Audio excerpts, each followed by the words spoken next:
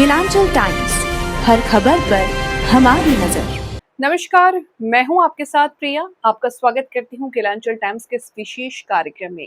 आज हमारे साथ एक ऐसी शख्सियत से जुड़ रहे हैं जिन्होंने विदेशों की प्रतिष्ठित संस्थानों से शिक्षा प्राप्त करने के बाद अपने ज्ञान और अनुभव को समाज के लिए, सेवा के लिए समर्पित कर दिया। ऑस्ट्रेलिया और सिंगापुर जैसे देशों में उच्च शिक्षा हासिल करने के बावजूद उन्होंने अपने कार्य क्षेत्र के रूप में बिहार और झारखंड को चुना। जी हाँ, हम बात कर रहे हैं अमित चौबे जी की, जो अपनी संस्था के माध्यम से कैंसर जैसी गंभीर बीमारी से जूझ रहे सैकड़ों लोगों की मदद कर रहे हैं। इसके साथ ही वे वृद्धाश्रम, निःशुल्क स्वास्थ्य सेवाएं और समाज से वंचित वर्गों के लिए कई कल्याणकारी कार्यक्रम भी संचालित कर रहे हैं। उनके उत्कृष्ट सामाजिक योगदान को देखते हुए उन्हें 2 बार पद्म भूषण सम्मान के लिए नामित भी किया जा चुका है, लेकिन किसी कारणवश नाम फाइनल नहीं हो पाया। उम्मीद है जल्द ही श्री चौबे को पद्म विभूषण से सम्मानित किया जाएगा। आइए चलते हैं हमारे संवाददाता द्वारा लिए गए इस विशेष साक्षात्कार की ओर और जानते हैं अमित चौबे जी की प्रेरणादायक यात्रा के बारे में। आज हमारी मुलाकात एक ऐसे शख्स से हो रही है। ये शख्स यूं कहें ऑस्ट्रेलिया, सिंगापुर से पढ़ाई करके बिहार और झारखंड में समाज सेवा के क्षेत्र में अपनी भूमिका निभा। ऐसे शख्स अपनी संस्था के माध्यम से सैकड़ों लोगों को पेंशन हो या वृद्धाश्रम में रखने का काम हो या अन्य प्रकार की मदद करने में लगे। इनकी फ्री ऑफ कॉस्ट हॉस्पिटल सेवा भी है। कुछ हॉस्पिटल भी इनके चल रहे हैं जहां लोग फ्री में इलाज करा रहे हैं। हमारे साथ जो शख्स है, ये शख्स 2 बार पद्म भूषण के लिए भी नॉमिनेट हो चुके हैं, लेकिन किसी कारण से सिलेक्शन नहीं हुआ। लेकिन उम्मीद है कि बहुत जल्द पद्म भूषण से मनोज चौबे सम्मानित किए जाए। अमित चौबे जी हमारे साथ हैं और इनसे जानने की कोशिश करेंगे कि आखिर ऑस्ट्रेलिया और सिंगापुर से पढ़ाई करने के बाद झारखंड क्यों? ऑस्ट्रेलिया और सिंगापुर के बाद झारखंड क्यों? जोहार।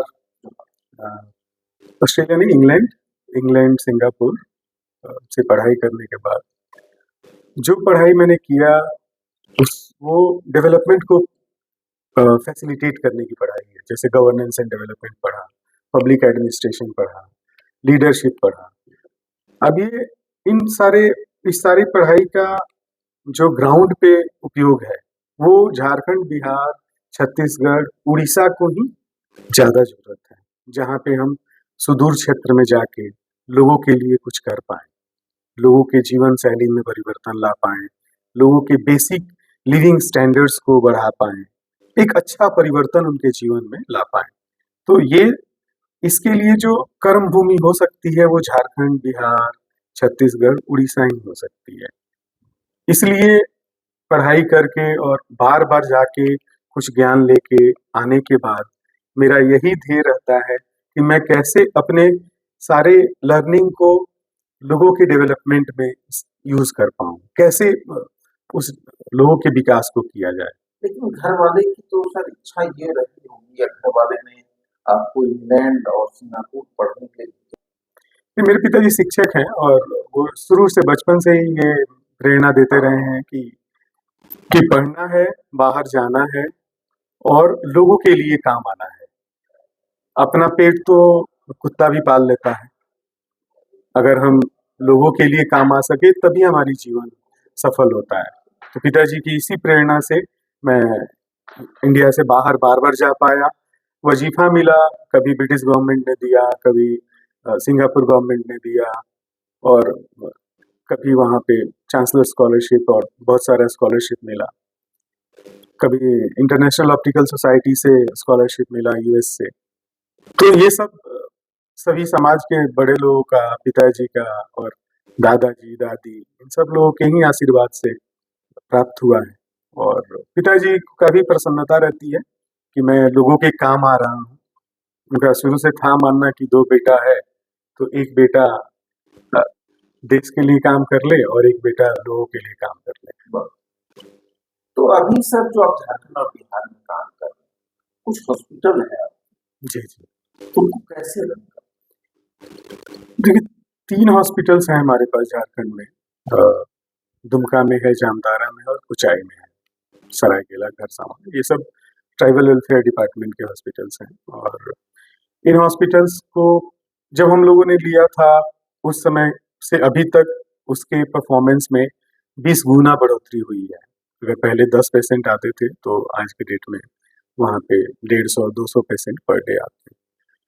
इसको चलाने के लिए जो गवर्नेंस गैप्स पे हम लोगों ने काम किया था, और इसके गैप को समझा कि कहाँ पे पब्लिक के साथ हॉस्पिटल के कनेक्शंस ब्रेक हो रहे हैं।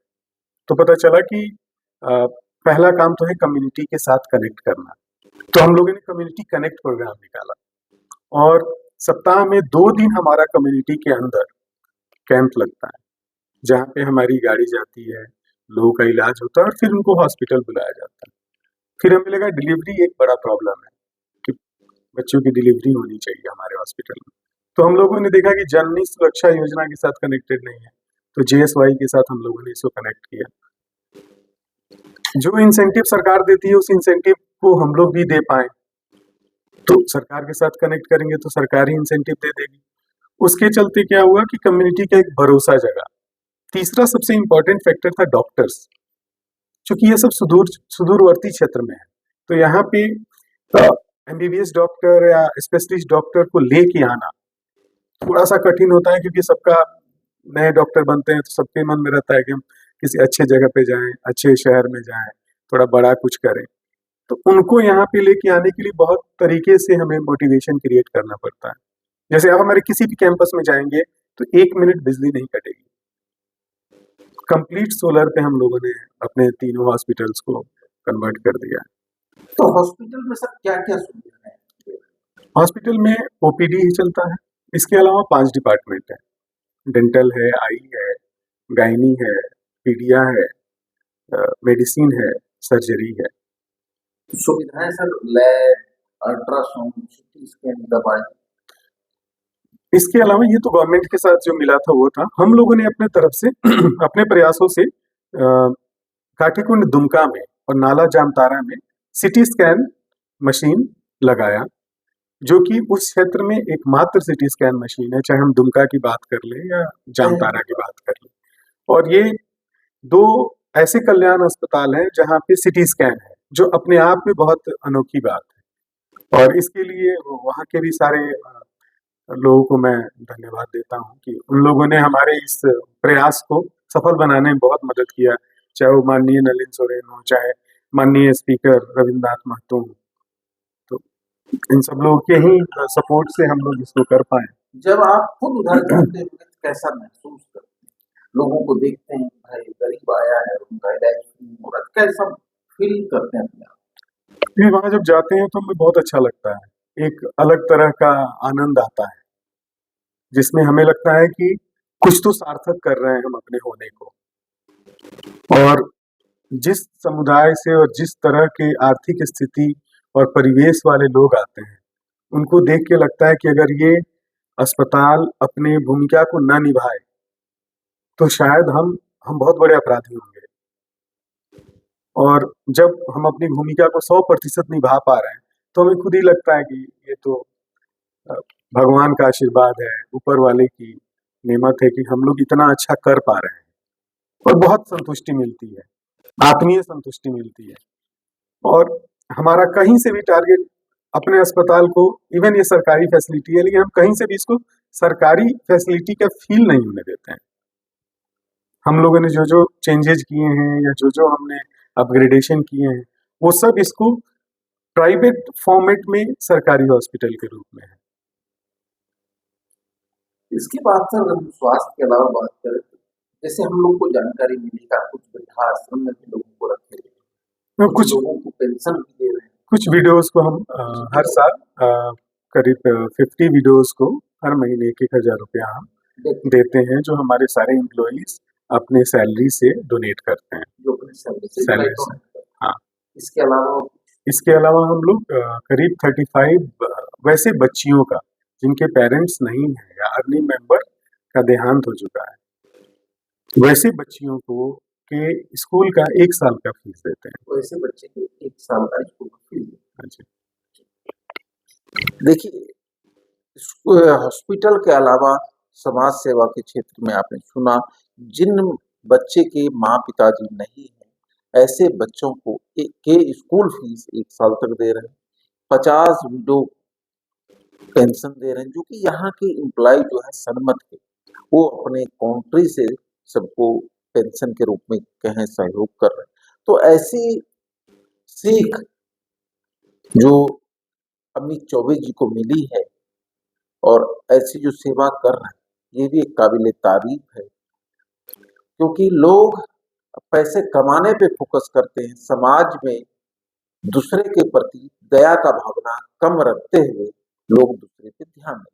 तो आप समझ सकते हैं कि अमित चौबे में कितनी खासियत है, जो लोगों को पेंशन हो के रूप में हो या बच्चे को पढ़ाने के रूप में हो या हॉस्पिटल में इलाज के नाम पर हो, तो ये खर्च करने की इनकी इच्छा है। वजह यही है कि 2 बार से पद्म भूषण में इनका नाम जा रहा है। सर, ये प्रेरणा कहाँ से मिली?